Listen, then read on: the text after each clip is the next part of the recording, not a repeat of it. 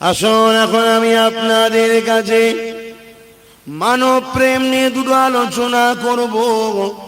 কেননা এই প্রশিক্ষণ আপনাদের দেওয়া দরকার। কেননা বিগত দিন ৭৩ বছর ধরে কিছু শয়তান নেতাদের পাল্লায় পড়ে গিয়ে আপনাদের মন মানসিকতা হিংস্র তৈরি করে দিয়েছে। আপনাদের মন মানসিকতায় মানবতা বিরোধীর কিছু বিষ ভরে দিয়েছে। তাই আমি আপনাদেরকে আমার আপনার সকলের নেতা হযরত মুহাম্মদ সাল্লাল্লাহু আলাইহি ওয়াসাল্লামের কিছু আদর্শ শিক্ষা দিয়ে বুঝিয়ে দিয়ে যায়। আল্লাহ নবী নামাজের যেমন শিক্ষা দিয়েছে, আল্লাহ নবী রোজা যেমন শিক্ষা দিয়েছে, আল্লাহ নবী হজের যেমন শিক্ষা দিয়েছে, আল্লাহ নবী তেমন মালদারকে যাকাত দিবার শিক্ষা দিয়েছে, আল্লাহ নবী যেমন মা বাপের প্রেমের শিক্ষা দিয়েছে, আল্লাহ নবী ঠিক তেমনি মানব বন্ধন মানব প্রেমের শিক্ষা দিয়েছে।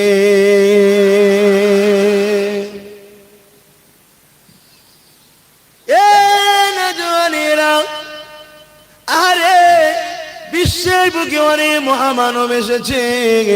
১,০০,০০০ মতান্ত ২,২৪,০০০ মহামানব এসেছে, নবী রাসূল এসেছে, আরো বেশি বেশি মহামানবরা এসেছে।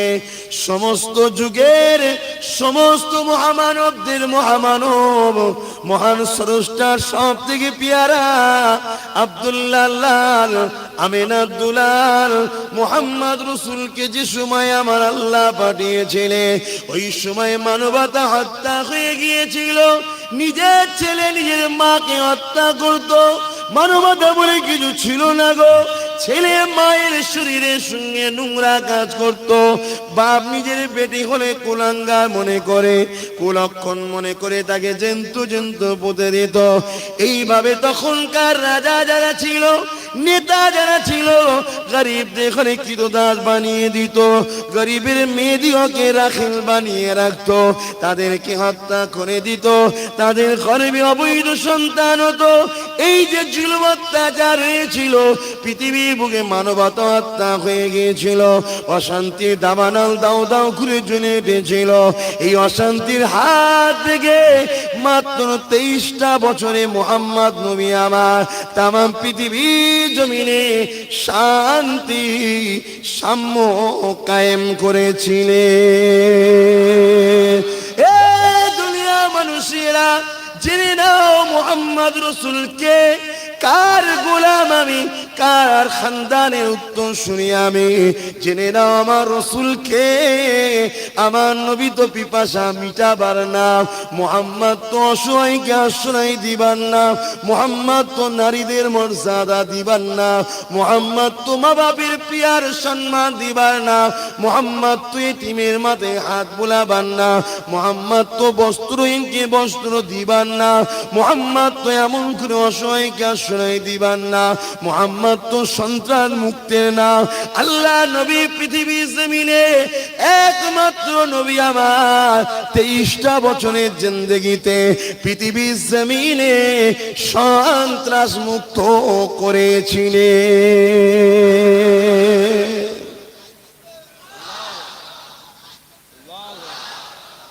নেতা হবার আগে কিরম ভাবে নেতা হতে হয় সেই শিক্ষাটার প্রয়োজন আছে না? সেই শিক্ষাগুলো এখন দেয়া হচ্ছে। দল ঘোষণা হবে, একদম রেডি, চলো পাকিস্তানের সঙ্গে লড়াই করা হবে। তার আগে তো ট্রেনিং দিতে হবে নাকি? বন্দুকের কোনটা টেকা টানতে হয় ওটাই জানে না, কিভাবে ধরতে হয় ওটাই জানে না, লাস্টে নিজের দিকে দিয়ে টেনাতে বসে থাকবে, বিপদে যাবে। তা ট্রেনিং দিতে হবে না? তা ট্রেনিং দিয়া চলছে, ট্রেনিং দিয়ে সব রেডি হয়ে যাবে, ঠিক টাইমে মাঠে নামানো হবে খেলোয়াড়কে। ইনশাল্লাহ দেখবেন ফটাফট গোল হচ্ছে। কি আমরা গোল দিতে জানি ইনশাল্লাহ। যাদের হয়ে খেলেছি তাদের হয়ে গেই জিতিয়েছি। নিজের হয়ে খেললে তো আরো সুন্দরভাবে খেলবো। পারবো না খেলতে? সব পারবো ইনশাল্লাহ। যারা প্রকৃত খেলোয়াড় তাদের হয়তো মাঠে নামানো এখন হচ্ছে না। তাদেরকে বলা আছে কোনো মাহফিলে তোরা যাবি না।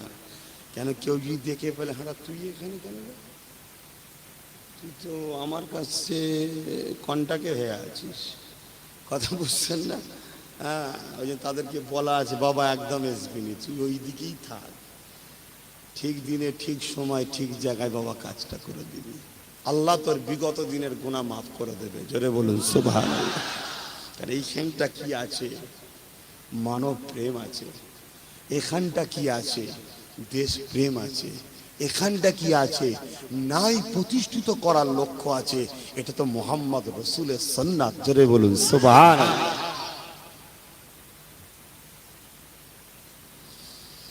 এ নজওয়ানেরা, এ দাদা পীরের মুরিদেরা, ও বাংলার যুবকেরা, আমার প্রিয় দেশবাসী গণেরা, আরে আমার রাসূলে পাক সাল্লাল্লাহু আলাইহি ওয়াসাল্লাম তিনি মানব বন্ধনে শিক্ষা দিয়ে গেছে।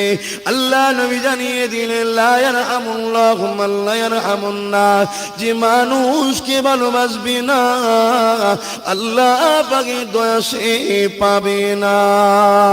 এখানে নাস বলতে মানুষ, তাই মানুষটা হিন্দু হোক, মানুষটা খ্রিস্টান হোক, মানুষটা দলিত হোক, আদিবাসী হোক, ও যখন বিপদে পড়ে যাবে আল্লাহর সৃষ্টিকে ভালোবাসতে হবে। আর দাদা পীরের জন্য যদি দাদা পীরের আওলাদকে ভালোবাসো, কেন ভালোবাসো? আমার পীরের বাচ্চাকে ভালোবাসলে আমার পীর খুশি হবে, ঠিক না বেঠিক?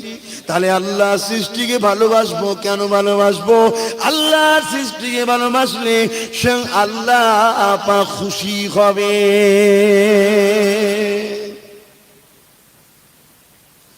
এ নজরেরা, আসুন, আমার নবী একটা ওয়াজ করেছিলেন সাহাবা হুজুরদের শিক্ষার জন্য। আজ সেই ওয়াজটা আমি আপনাদের কাছে করি, শুনুন। আল্লাহ সাহাবাদেরকে বলতে লাগলেন, এ বাবা সাহাবারা, যেদিন বিচারের দিন হবে আল্লাহ তো বান্দাদেরকে উঠাতে থাকবে, বান্দীদের হিসাবের জন্য উঠাতে থাকবে। ওই দিনেতে এমন সময় কঠিন দিন হবে, এ যুবকেরা আর একটু শূন্য সাইডে গিয়ে প্রথম বলে ময়দানে মাশরটা কেমন হবে ওটা একটু জানে, কেননা অন্যায় করার আগে, ভুল করার আগে বাবারা শুনে রেখে দাও, ময়দানে মাশরের কথা একটু জেনে রেখে দাও। কেউ দুনিয়া জমিনে চিরস্থায়ী থাকবে না। দাদু এসেছে চলে গেছে, দাদি এসেছে চলে গেছে, নানা এসেছে চলে গেছে, নানি এসেছে চলে গেছে, এই দুনিয়ার জমিনে কেউ থাকবে না, সবাইকে একদিন যেতে হবে। সুম্মা নুফিকা উখরা ফাইযা হুম কিয়ামুন ইয়ানজিরুন, আবার সিংহায় ফু দিয়া খাবে। সেই দিন সবাইকে জমিনে তোলা হবে। কোথায় তোলা হবে? বিচারের দিন তোলা হবে। ওই বিচারের দিনটা কেমন হবে? মাথার এক বেগদা ইখতিলাফ, এক হাত উপরে আল্লাহ সূর্যকে নামিয়ে দেবে। এ যুবকের রক্তের গরম দেখাও না, এ তরুণেরা হারাম কাজ করো না, এ আমার নবীর পাগলেরা গরিবদের উপরে জুলুম করো না, কেননা ময়দানে মাশরটা এত কঠিন দিন হবে। সেই দিন কোনো ছায়া থাকবে না, শুধুমাত্র আল্লাহর আজিমের ছায়া থাকবে। আল্লাহর আজিমের ছায়া 7 শ্রেণীর মানুষ পাবে। তার মধ্যে দিয়ে 1 শ্রেণীর মানুষ কারা? যারা নাকি নাই প্রতিষ্ঠিত করবে, অর্থাৎ নেতৃত্ব পাবে, নেতা হবে, প্রধান হবে, এমএলএ হবে, মন্ত্রী হবে, গ্রামের সদস্য হবে, জনপ্রতিনিধি হবে। হওয়ার পরে যদি সে জনগণকে ইনসাফ নাই দিয়ে পরিচালনা করে, আমার আল্লাহ ওই বান্দাকে আরশে আজিমের ছায়া দেবে। তাহলে নেতা হবেন না? কথা বলছেন না কেন? জনপ্রতিনিধি করবেন না?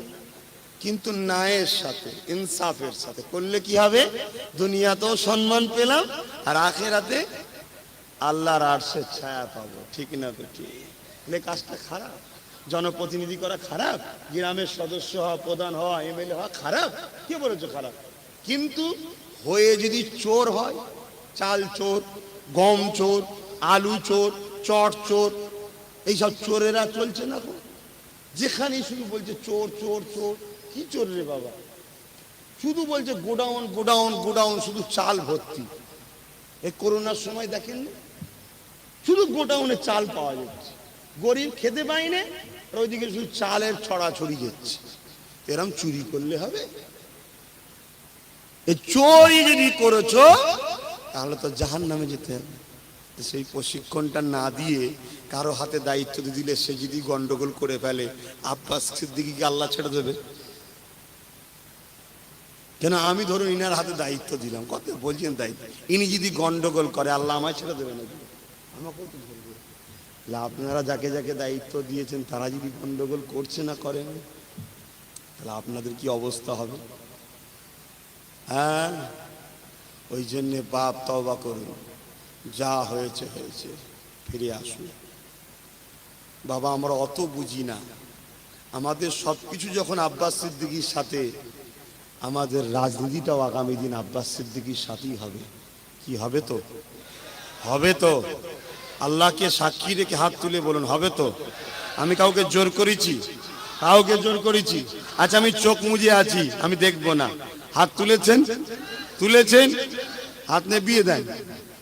আমি দেখেছি, আমি দেখেছি যে হুজুরের সাথে একটা মৌখিক খাতির আছে, না দেখলে একটা কেমন, না তুললে তাই হয়তো তুলে ফেলেছি। এই আমি কাউকে দেখেছি? আমি চোখ মুজে নিয়েছি। আমাকে দেখিয়ে লাভ নেই বাবা। কেননা নবী আমার জানিয়ে দিলেন, মান আহাব্বা লিল্লাহ ওয়া আবগাদা লিল্লাহ ওয়া আতা লিল্লাহ ওয়া মানা লিল্লাহ।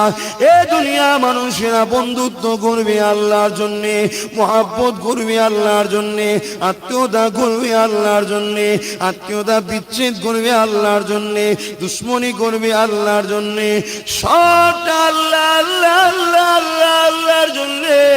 দেশকে ভালোবাসবো আল্লাহর জন্য, দেশবাসীকেও ভালোবাসবো আল্লাহর জন্য, মানুষের সেবা করবো আল্লাহর জন্য, হিন্দু ভাইকে বুকে নেবো আল্লাহর জন্য, দলিত আদিবাসী অসহায়কে সেবা করবো আল্লাহর জন্য। এ যুবকেরা, তরুণেরা, বাবেরা, যেটা আল্লাহর জন্য করা হবে ওটা নেকি হয়, গুনাহ হয়, নেগো সওয়াব হয়। তাহলে চুরি কি আল্লাহর জন্য করা যায়? শুনছেন তো?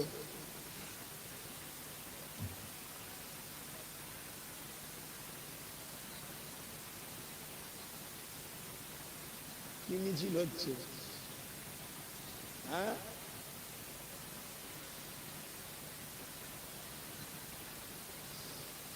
দেখো ভাই, আমাকে এমনি সবাই টার্গেট করে রেখেছে না।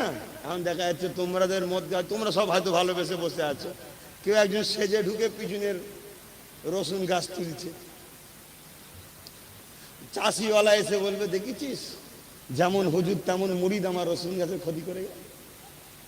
ওই জন্য ছেলেগুলো একটু করছে। তোমরা হয়তো তুলবে না আমিও জানি, কিন্তু কেউ তো খারাপ থাকতে পারে, তাকে আমি চিনবো কি করে? তাই ছেলেগুলো একটু করছে। যে কত সমস্যা। তরুণেরা, এ নবী পাকের প্রেমিকেরা, ভুলে যেও না গো বাবা, বাপ চোখের সামনে থেকে চলে গেল, চোখের পানি ফেলে ফেলে ফেলে, মিনহা খালাকনাকুম ওয়া ফিহা নুঈদুকুম ওয়া মিনহা নুখরিজুকুম তারাতান উখরা বলে তো মাটি দিয়ে এলে। কখনো কি জানো কবরের জমিনে তোমার বাপের কি হচ্ছে না তো তুমি জানো না?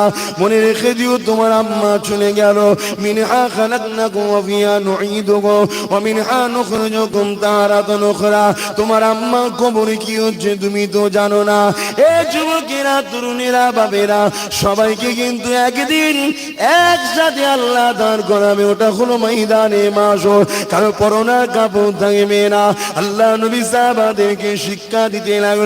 এমন সময় আম্মা জান হযরত আয়েশা সিদ্দিকা রাদিয়াল্লাহু তাআলা আনহা পর্দার ভেতর দিয়ে সালাম দিয়ে বলতে লাগলে, ইয়া রাসূলুল্লাহ, ইয়া হাবিবাল্লাহ, হুজুর ময়দানে মাশরে কারো পরনার কাপড় থাকবে না, ছেলে মেয়ে একসাথে থাকবে, হুজুর কেউ কি কারো দিকে তাকাতাকি করবে না।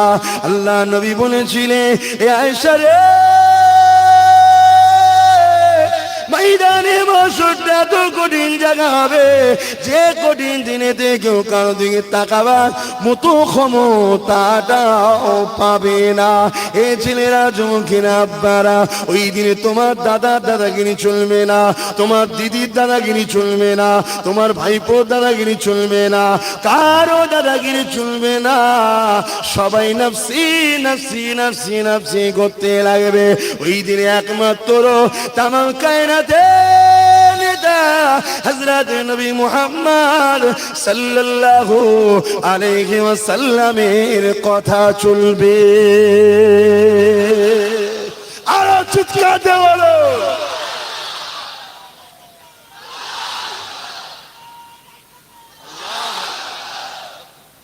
বলুন, সেই নবীর কথা মানবেন না? সেই নবী বলেছে, আমি চলে যাচ্ছি, আমার খানদান রয়ে গেল। গুনাহগারকে আল্লাহ সেই খানদানে জন্ম দিয়েছে, নিজের অ্যাড করছি না, বাঁচাবার চেষ্টায় মহব্বতটা জুড়ার জন্য বুঝাতে চাইছি, যাতে করে আপনি লোকাল কোম্পানির মাল না কিনে ঠকে না যান, তাই একটুখানি বুঝাতে চাইছি। কেন, খুব কঠিন পরিস্থিতি আপনাদের জন্য বিশেষ করে, আর আপনাদের সাথে আদিবাসী দলিত মতুয়া, তাদেরও খুব কঠিন পরিস্থিতি বাপ। তবে তারা অনেকটা আমাকে বিশ্বাস করছে, অনেকটা বিশ্বাস করছে, কিন্তু কিছু ইঁদুর ছাড়া হয়েছে, ভালোবাসা আর বিশ্বাসের দড়িকে মাঝে মাঝে কেটে দিচ্ছে একটা বিবৃতি দিয়ে। মানে আব্বাস সিদ্দিকী একটা কিং মেকার হয়ে যাচ্ছে বাংলার। 60-70টা সিট জিতে নিতে পারি, নিজে না দাঁড়িয়ে থেকে পিছনে দাঁড়িয়ে কিং মেকার আমি, বিশাল ব্যাপার। প্রথম দল, প্রথম চান্সে, এটা মেনে নিতে পারছে না বা কেউ মেনে নিতে পারছে না। বিশাল ব্যাপার তো, সারা ভারত মাই ইংলিশ ট্যালেন্ট শুরু করে সব জায়গায় ফুরফুরের আব্বাস সিদ্দিকী, আব্বাস সিদ্দিকী, আব্বাস সিদ্দিকী। একদিন বাংলার অলিতে গলিতে, এটা সহজ ব্যাপার নয় বা মেনে লিয়া অনেক বড় মনের ব্যাপার। আপনি মাথায় ঠান্ডা মাথায় চিন্তা করবেন, এটা চারটিখানি ব্যাপার নয়। এইটা যে হজম করতে পারলেই তো সেটা আল্লাহর ওলি। এইটাই তো হিংসা। আল হাসাদ ইয়াকুল হাসানাতি কামা তাকুলুন নারুল হাতাবা। কিন্তু আমাকে দেখেছেন কখনো কোনো কারো বিষয়ে বলতে? দেখেছেন? ইতিপূর্বে আমার পরিবার থেকে কেউ একজন উঠছিল, কাউকে প্রচার করছিল, আমি কিন্তু সেই সময় তিনারই প্রচার করেছিলাম। অনেক জায়গায় অনেক মুরব্বীরা খেয়াল করতে পারবেন, তিনার প্রচার করেছিলাম যে অমুক দিন কলকাতায় উনি মিটিং ডাকছে, আপনারা যাবেন। অনেক জায়গায় প্রচার করেছিলাম তিনার হয়ে। আজকে তিনিও মেনে নিতে পারছেন না, এটা স্বাভাবিক। তার জন্য কিন্তু আমি দুঃখিত নয়। নাউযুবিল্লাহ মিন যালিক, লা হাওলা ওয়ালা কুওয়াতা ইল্লা বিল্লাহিল আলিয়্যিল আযীম। তকদিরের উপরে বিশ্বাস করাটাই হচ্ছে সব থেকে বড় ঈমান। আমার যদি তকদিরে 9 এর পরে ফেল থাকে, তো 9 স্টপিসে যেই ফেল হব, কিছু করার নেই। আর আমার তকদিরে যদি আমার আল্লাহ মাধ্যমিক পাস রাখে, অবশ্যই পাস হবে। এবার আল্লাহ বলেছে, বান্দা তোর কাজ হলো চেষ্টা কর। তা আমি চেষ্টা করছি। কারোর সঙ্গে ধোকা দেবো, কারোর সঙ্গে প্রতারণা করব, কারোর সঙ্গে চিটিংবাজি করব, এ চিন্তাধারা যদি থাকতো, এখন অলরেডি অনেকে খবর আসছে, হুজুর আমার কথা একটু রাখবেন, আমি এখন 1,20,000 দিচ্ছি, একটু খরচ করেন না। টিকিট নেবে, টিকিট। তা আমি তো এখন গোটা 30-এর কাছ থেকে নিতে পারি, যেটা বিগত দিন কোন মলি সাহেব করেছিল। কি জানেন না? সব রিপোর্ট আমার কাছে আছে, আল্লাহ শকর করে বলেছি। একটা লোককে 80 লাখ টাকা ঝেড়েছে, তাকে টিকিট দিবার না, 80 লাখ টাকা ঝেড়েছে। সে লোকটা চুষে ফেলেছে। আমি এখন 20-30 করে গোটা 50-এর কাছে নিই না।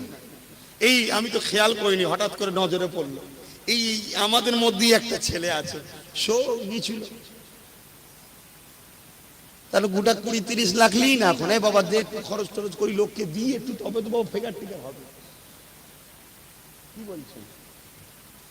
শোনেন, লা হাওলা ওয়ালা কুওয়াতা ইল্লা বিল্লাহ। আল্লাহ, আমি অহংকার করিনি, আল্লাহ ধ্বংস করে দেবেন না, এদেরকে বুঝাবার জন্য বুঝাচ্ছি। আল্লাহ আমায় বাঁচাচ্ছে। কে বাঁচাচ্ছে? আল্লাহ। ওই লোভটা যদি পড়ে যায়, হারাম খেয়ে আমি জাহান্নামী হব। ওই লোভটা থেকে বাঁচাচ্ছে কে? আল্লাহ। দরজা খোলা আছে এখন। এক বিধানসভায় 50 জনকে বলবো তোকে দেবো দিদি, তোকে দাঁড় করে দে কিছু খরচ করি, কি কোথা যাচ্ছি বুঝতে পারছেন? কিন্তু না, আমরা টার্গেট করেছি নিজেরা মেহনত করে, আমার ভালোবাসার মানুষকে বলবো দে, দিয়ে তোকে ফ্রিতে দাঁড় করিয়ে খরচ করে জিতাবো। তুই জিতার পরে এদের খাদেম হয়ে থাকবি, খেদমত করবি, এই টার্গেট আমি যাচ্ছি। আবার কথা খারাপ লাগছে। আবার নওজোয়ান তরুণেরা, এ নবী পাকের প্রেমিকেরা, ময়দানে মাশহুরটা কেমন হবে যে বিষয়ে বলতেছিলাম। আল্লাহ নবী সাহাবাদিওকে আরো হজ করতে লেগেছে। নবী আমার হজ করতে করতে বলে, বাবা সাহাবারা ময়দানে মাশহুরেতে মাথার এক একটি লাখাত উপরে আল্লাহ সূর্যকে নামিয়ে দেবেন।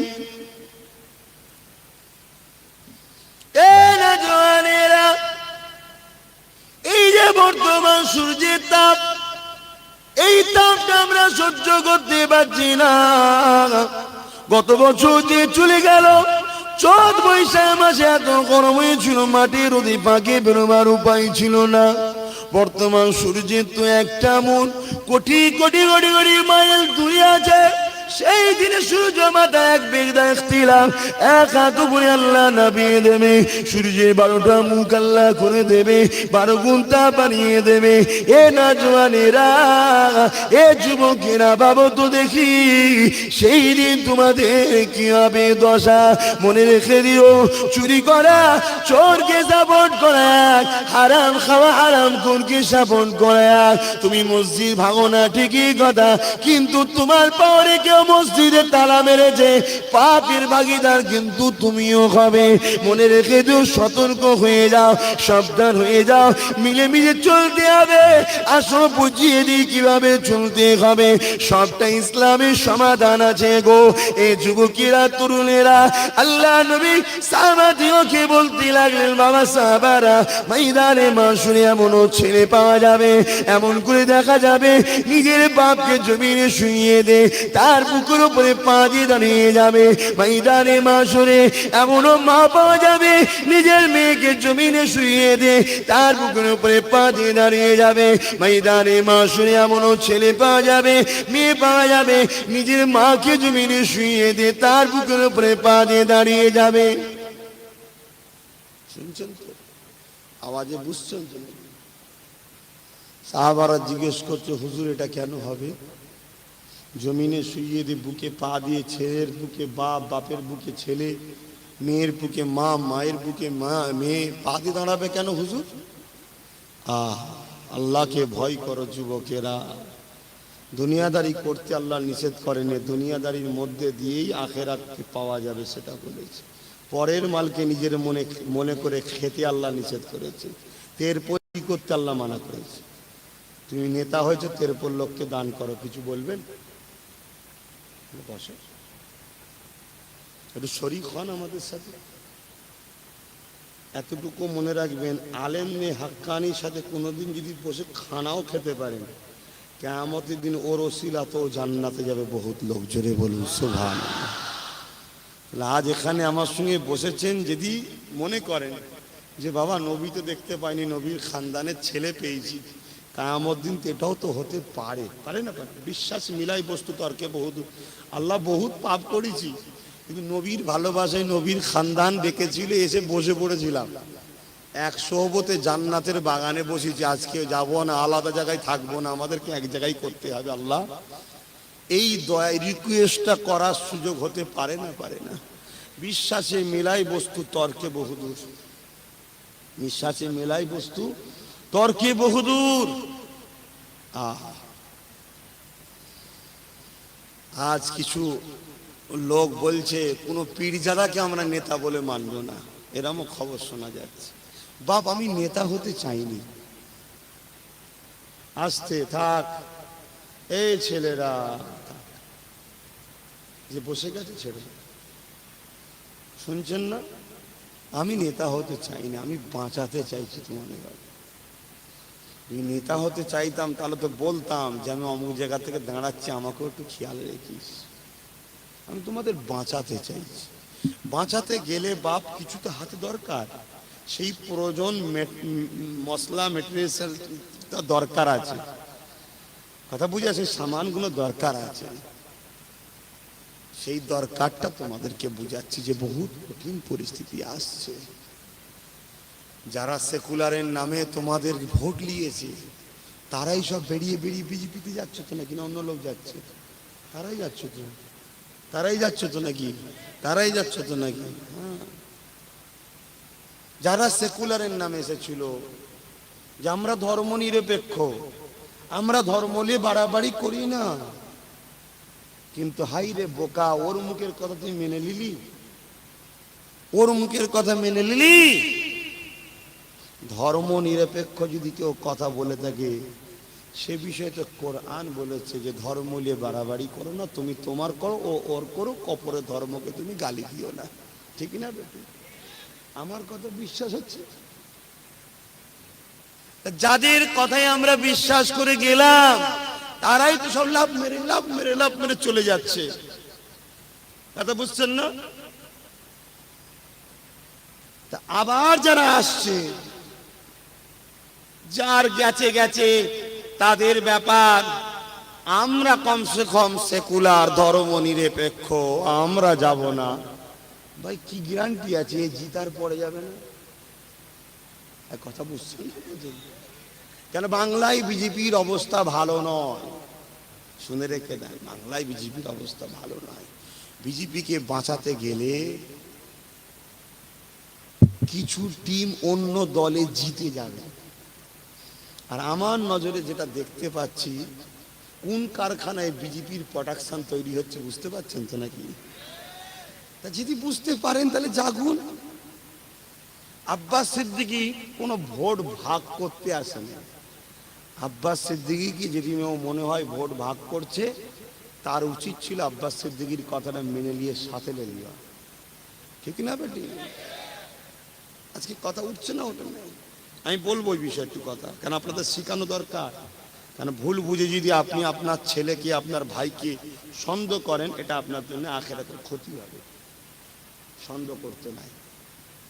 তাই আমি বলবো, সামান্য একটু বলবো। তার আগে আমি যে কথা বলছিলাম ময়দানে মাহশরের কথা একটু বলেলি। কি গো বললি? আমি যুবকগণকে বলবো, আপনাদের মৃত্যু হবে না হবে না? ওই ময়দানে মাহশরে দাঁড়াবেন না দাঁড়াবেন না? ওই দিন আপনাদের কি দশা হবে বলে। আজ এত চেষ্টা করছেন কি করে ওর হাত থেকে বাঁচবো, ও এলে এই করে ফেলবে, এই করে ফেলবে, ওই করে ফেলবে। ওই দিন কি করে বাঁচবেন চেষ্টা করেছেন? অতএব ভাবুন তো, ওই দিন বাঁচাবার রাস্তা কারা দেখায়? মমতা, বুদ্ধদেব, সোনিয়া গান্ধী আর নরেন্দ্র দামোদর মোদী নাকি বিরাট দাঁড়িটাই রেখে তাই হুজুর হুজুর ভাব, ও দেখাবে নাকি? তাহলে আমরা দেখাই তো নাকি? আমরা যদি তোমাদের মূল জায়গাটা ভালো করতে পারি, দুদিনের যেটা জায়গা সে জায়গাটা ভালো করবো না? এ বিশ্বাস নেই আমাদের উপরে? এতদিন তো কোনোদিন বলতে এসেনি, আজ কেন বলতে এসেছি? আজ আমি দেখছি এই চোখে যেটা, ওই চোখে আপনি দেখতে পাচ্ছেন না। কেন? আপনাকে কেউ চোখে ঘুম পড়িয়ে রেখেছে, চোখের মধ্যে পর্দা দিয়ে রেখেছে, কিন্তু আমার চোখে তো কেউ পর্দা দিতে পারে না। তাই 2016 আমি যেটা বলেছিলাম আজকে সেটা ঘটছে। 2016 বলেছিলাম যে বহুত লোক চলে যাবে, আজকে সেটা যাচ্ছে না যায়নি। 2016 ক্যাসেট খুলুন, দেখুন দেখুন, আজকে মিলছে।